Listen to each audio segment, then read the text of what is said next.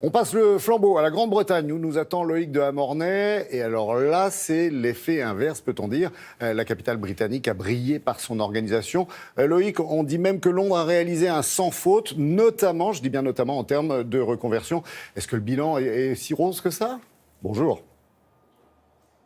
Bonjour Laurent, oui, le bilan est plutôt rose. Alors, il faut être honnête tout de suite avec un bémol, c'est que comme toutes les autres villes hautes, eh bien, Londres a complètement explosé son budget d'origine. À l'origine, situé aux alentours de 5 milliards d'euros pour organiser les Jeux. Et en fait, ça en aura coûté finalement plus de 10 milliards, près de 2 fois plus. Mais à part ce très large dépassement qui, encore une fois, est une généralité dans toutes les villes hautes, eh bien, Londres a parfaitement organisé et surtout pensé l'après-JO. Pourquoi? Eh bien, parce que dès le début, dès la préparation des JO, il y a eu une entreprise, une organisation ici qui s'appelle la London Legacy Corporation, littéralement l'agence chargée de gérer l'héritage des Jeux Olympiques et qui a tout pensé pour que tout puisse être réutilisé après les JO de 2012. Et ça, eh bien, ça a été une vraie réussite, comme vous allez le voir dans ce reportage signé Élise Derbaumet et Clara Charles.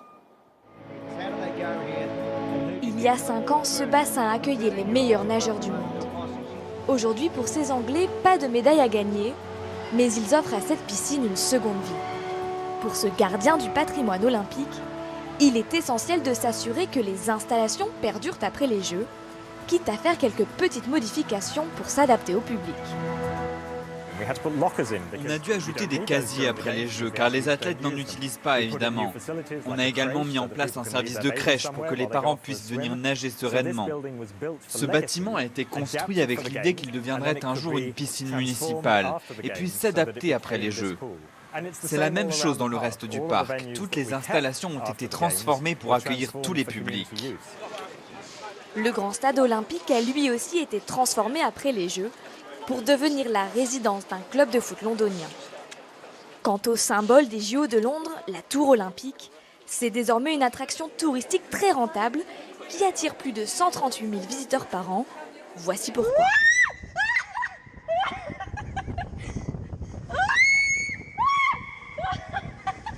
Il y a un an, ce toboggan géant, le plus grand au monde, est incorporé à la structure de la tour, jusqu'alors une œuvre d'art.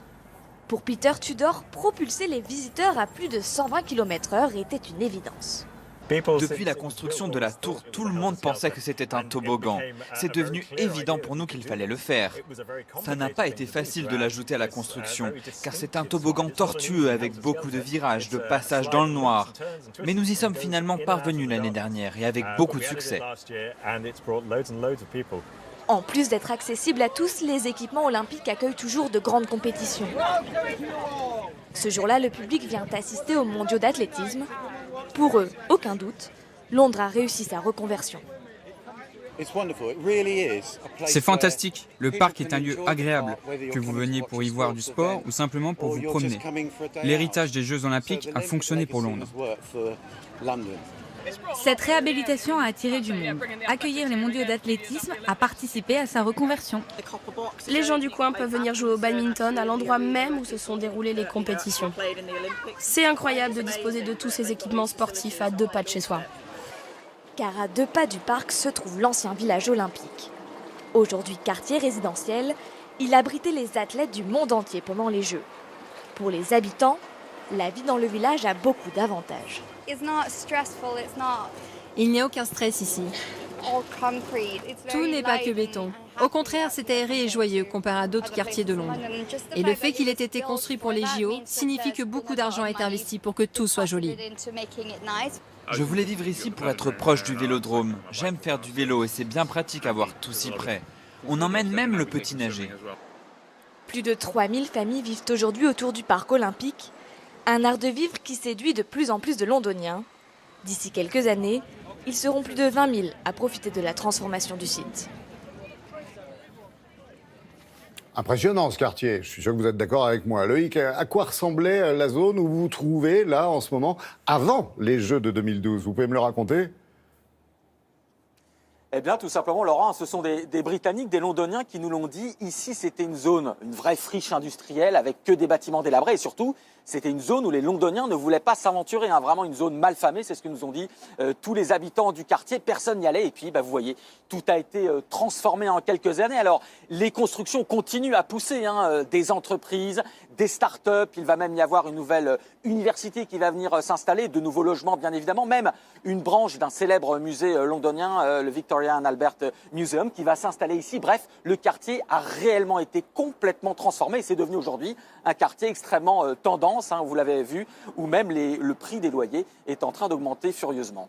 Et alors, est-ce que cette aventure olympique a eu d'autres effets bénéfiques, même indirects, sur la ville ? Oui, alors bien sûr, effet indirect, c'est le tourisme dont on parle souvent. Et alors, ça fait quelques années que Londres clame qu'elle a battu sa grande rivale, Paris bien sûr, qui était présentée comme la première destination touristique au monde. Eh bien, Londres clame depuis plusieurs années qu'elle a battu Paris et qu'il y a plus de touristes étrangers qui viennent dans la capitale britannique aujourd'hui. Alors, on ne va pas rentrer dans la bataille des chiffres car les modes de calcul sont différents. Londres est 5 fois plus grande que Paris. Paris n'intègre pas le parc Disneyland qui attire beaucoup de monde. Bref, on ne va pas rentrer dans cette bataille de chiffres qui agite les deux capitales, mais c'est indéniable que l'effet JO 2012 a totalement boosté le tourisme ici, juste après les Jeux Olympiques. Oui, vous avez raison, on attend de savoir comment ça va se passer pour Paris avant de parler d'un podium éventuellement. Merci beaucoup Loïc et à très bientôt bien sûr.